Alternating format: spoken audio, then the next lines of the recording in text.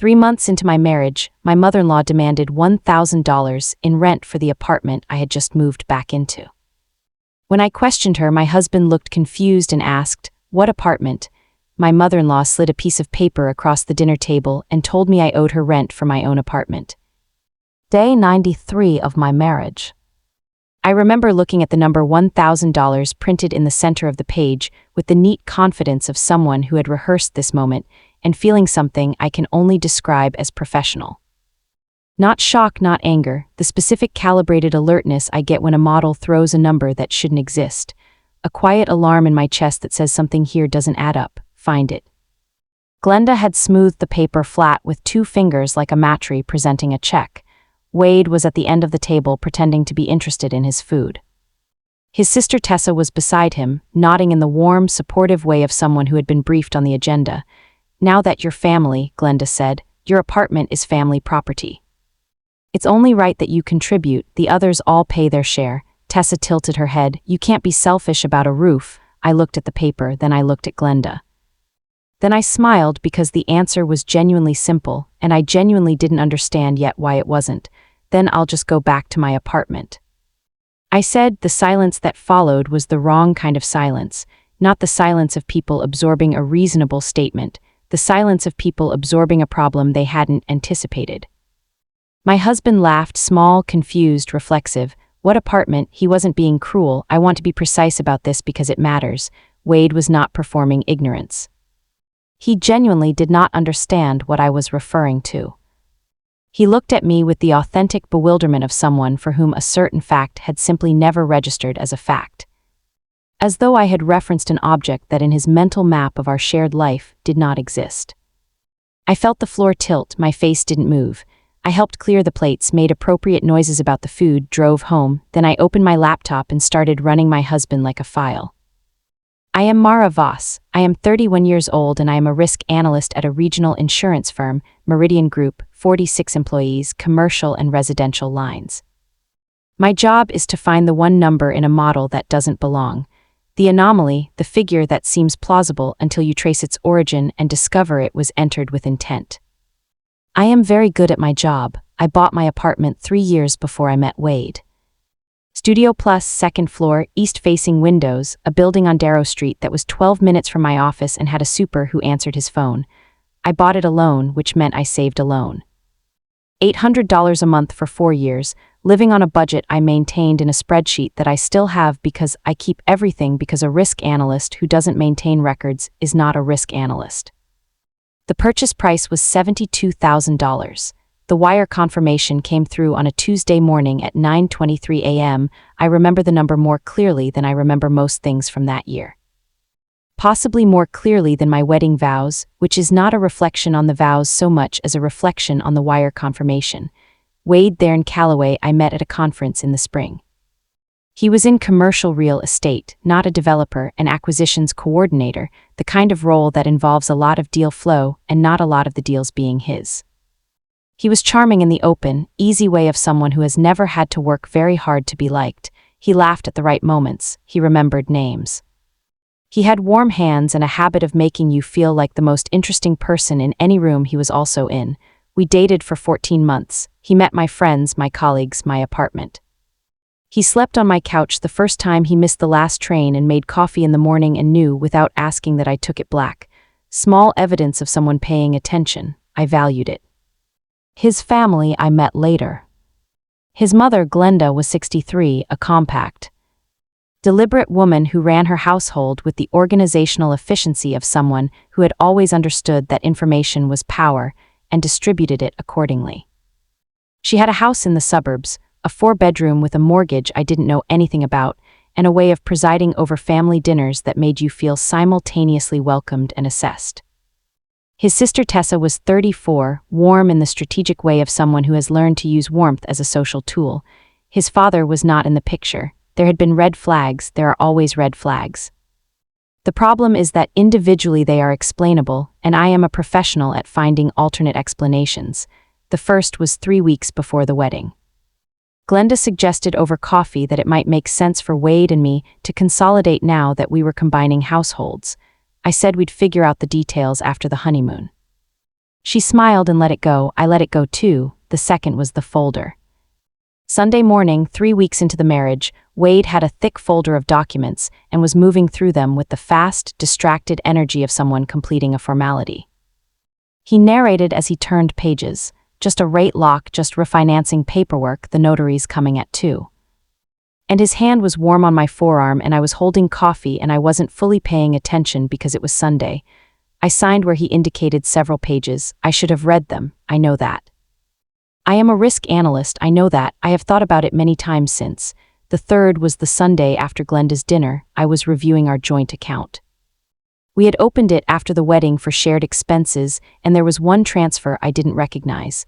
A payment of $1,100 had gone to an account without a name attached. I asked Wade about it, and he said it was an automatic payment for something he'd set up before the wedding.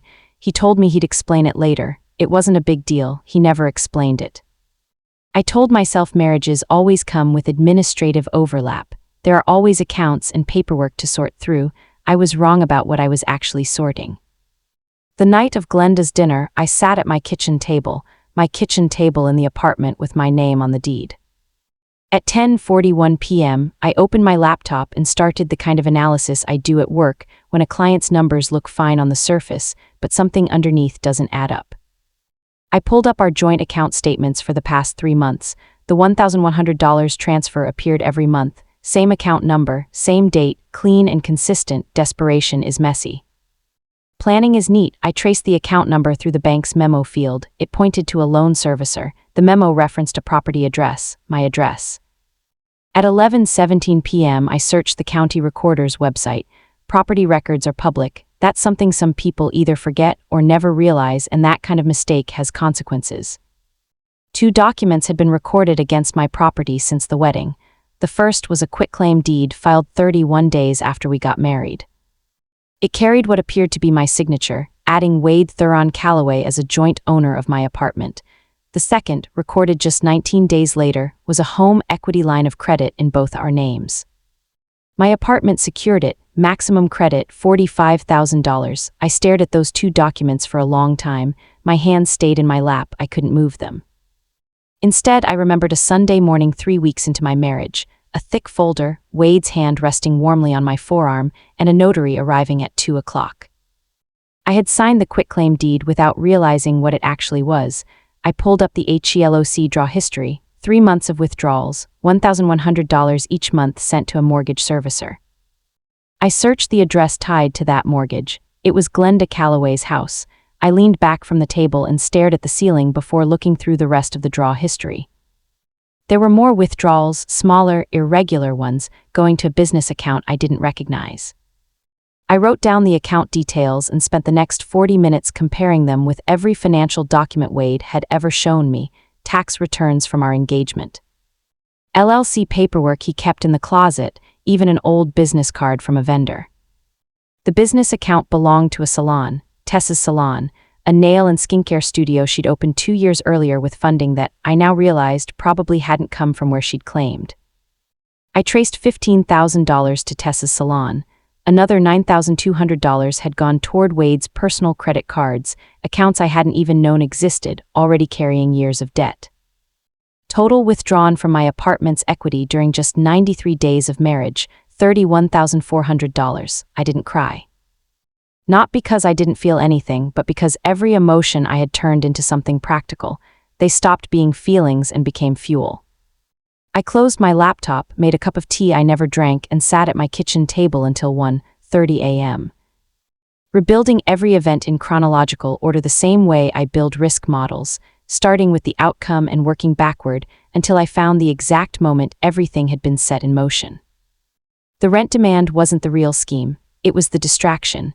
While I argued over paying $1,000 a month in rent, the real extraction had already been happening quietly in the background.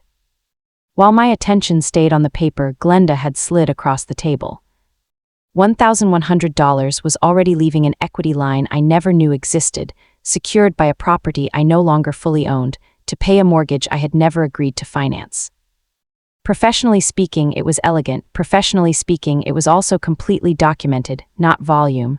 Wait, the one your mother's mortgage has been living off for the past 3 months. The one I bought with $800 a month for 4 years, that apartment, mine. The table fell silent as everyone processed what I'd said. Glenda spoke first, outraged. After everything this family has done for you, we welcomed you, treated you like a daughter. It was temporary, Wade muttered. Mom said it would be fine. I traced $15,000 to your salon, Tessa, I said calmly. Tessa sat down without another word. Ray quietly read every document before looking up. The girl paid for the place, that's the end of it. He looked at Glenda. Her name was on the deed before any of you. I closed the folder. 2 options. I looked at Wade. You sign the apartment back into my name and take full responsibility for the HELOC, or a judge reads this folder. My attorney, Karen Doyle, opens Monday. A forensic document examiner has already reviewed the signature. The room went still. I placed my apartment key on the table. I'm changing the locks Tuesday. You won't need this anymore. I picked up my folder and drove home. The following week, Karen filed to rescind the quitclaim deed. Leonard Chu's forensic report confirmed the HELOC signature was not mine, it was a forgery. A criminal referral was filed. 3 weeks later, the settlement was complete. The apartment was returned to me with clear title.